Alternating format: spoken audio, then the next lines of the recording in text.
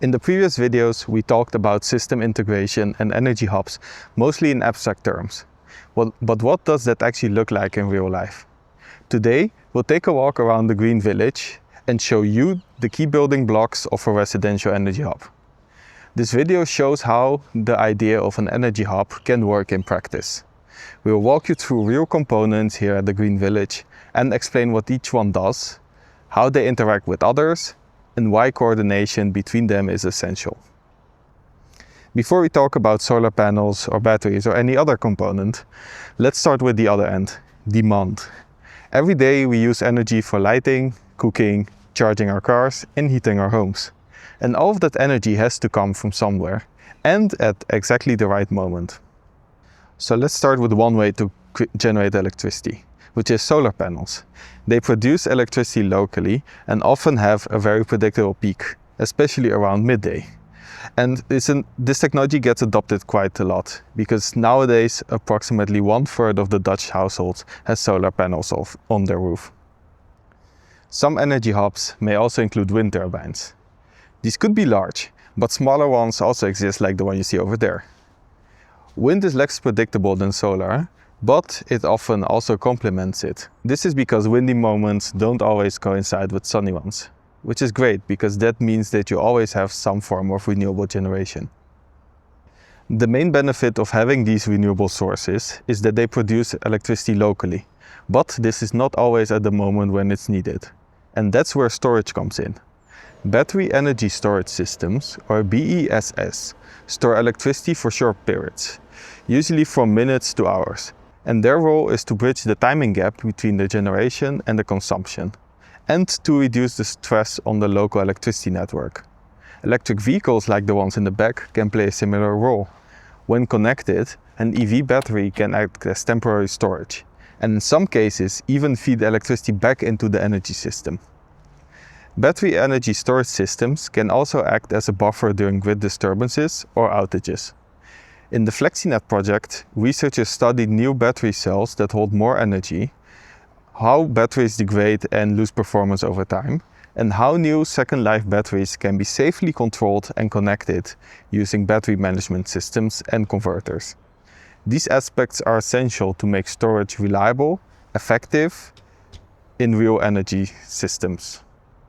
These cabinets may not look exciting, but they are essential. In fact, if you have your own solar panels, you most likely have one of these next to your fuse box. Power electronics are the connectors of the energy hub. They convert electricity into the form that different components need and allow solar panels, batteries, EVs and the grid to work together safely and efficiently.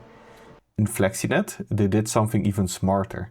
They placed the power converters on the ground, which saves valuable space. This of course introduces new challenges such as cooling and accessibility, which are studied as part of the project. Electricity alone isn't enough. We also need heat. The key link between these systems is the heat pump, which you can see here. A heat pump uses electricity to produce heat. And depending on the system, it can heat buildings in winter and sometimes even cool them in summer. And this is what makes a heat pump a powerful integration point between the electrical and the thermal system.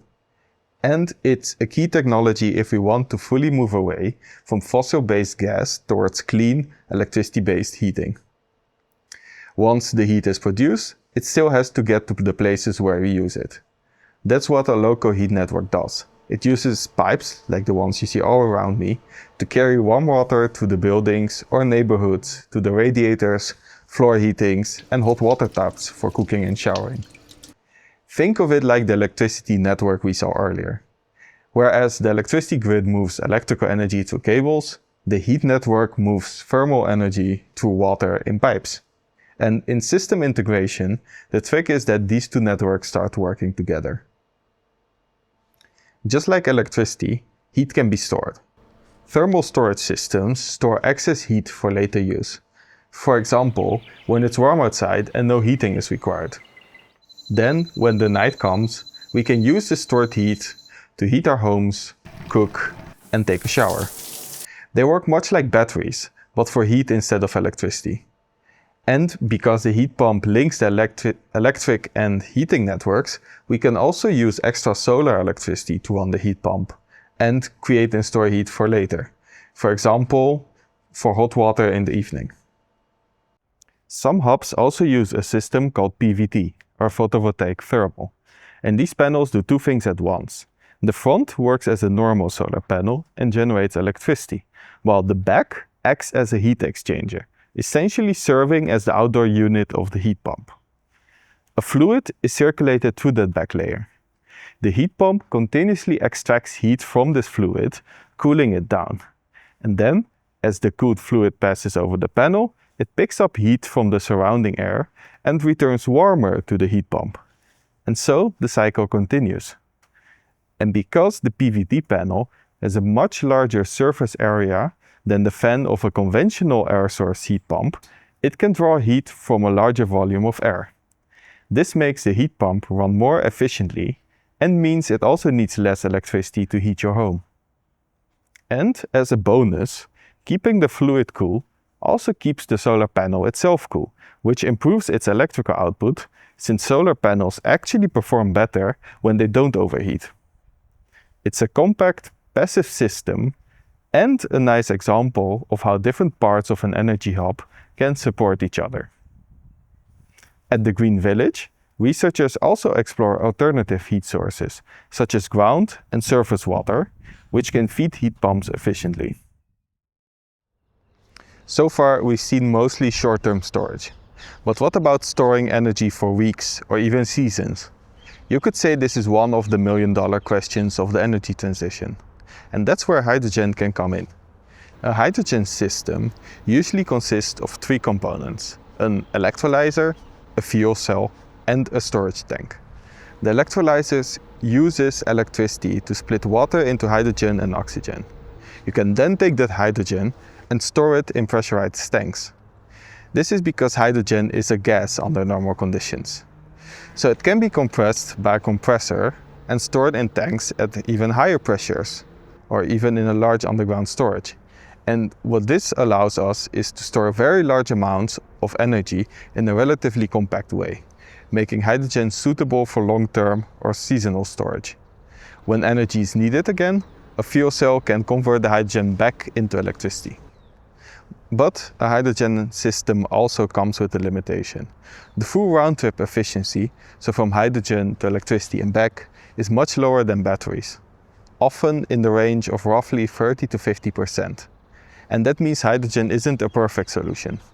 But it can still be valuable where long-term storage is needed. So far, we've seen the different parts of the energy system: electricity, heat, storage, and even hydrogen.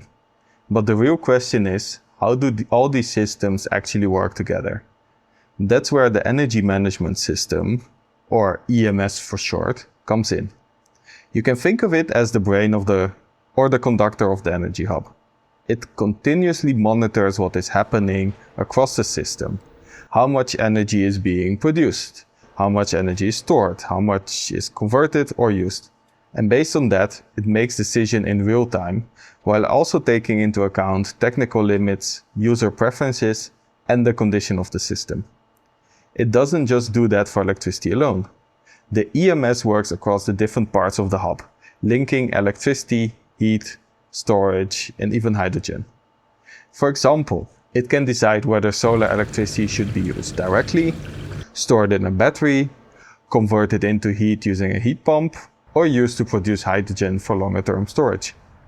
So instead of having separate systems operating side by side, the EMS helps turn them into one coordinated whole, which is really the essence of an energy hub. So far we have seen many different components working together. But there's one more important ingredient that makes this place special. And I'm here with Pieter van Schaik from the Green Village to tell us more.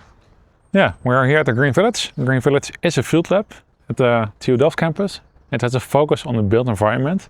And we do think that testing innovations in an early phase with real users can help them to speed up the process.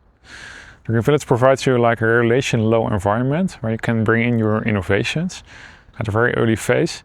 Then install it here, connect them with real users, see what's their feedback, see what works, what doesn't work, what needs improvement, before it can be used at larger scale. In this house, for example, we used to have like an energy hub. The FlexiNet consortium tested there an energy hub, where a heat buffer, a heat pump work together with like an electrical car, with the charging port and so on. And it's great to have all that, but it should also work in a nice way for them. So we should keep those residents happy. If they're not satisfied, it doesn't work well. And before it goes to the market, it also has to comply with all the regulations that are out there. So you can see that this kind of experimentation is crucial. Energy hubs combine many different technologies, but also people, regulations, and real-world constraints. And a living lab such as the Green Village lets researchers and partners explore all of that together. So what have we seen today? We've seen electricity, heat, storage, mobility, and sometimes hydrogen, all coordinated by a smart control system. An energy hub isn't defined by only one component.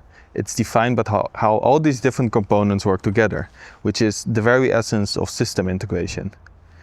Every energy hub looks different, and the exact configuration depends on the type of hub: residential, commercial, or industrial, and the available technologies, and how's the local infrastructure, and most importantly, the goals that you want to achieve. Here, the Green Village shows only just one example, and even here, multiple projects explore different parts of the puzzle. There's no single blueprint, but there is a shared principle, which is to get all the parts of the system to work together. Thank you for watching.